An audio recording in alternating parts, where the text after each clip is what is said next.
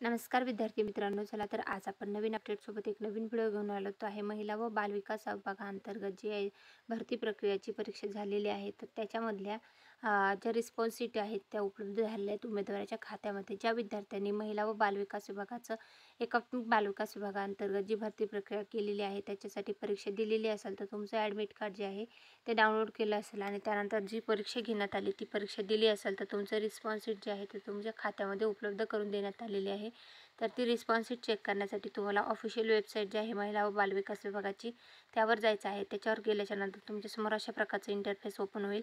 Interface open झाल्याच्यानंतर तुम्हाला registration number आणि पासवर्ड टाकायचा आहे. खाली दिलेला कॅप्चा टाकायचा आहे आणि लॉग इन ऑप्शनवर क्लिक करायचं आहे. लॉग इनवर क्लिक केल्याच्यानंतर तुम्हाला तुमचं जे प्रोफाईल आहे ते ओपन होईल आणि त्या प्रोफाईलवर जाऊन तुम्हाला तुमची प्रोसेस करून जे आहे तुमचंही रिस्पॉन्स शीट जे आहे तर ती परीक्षेची उपलब्ध झालेली आहे, तर तिथून चेकआउट करायचं आहे.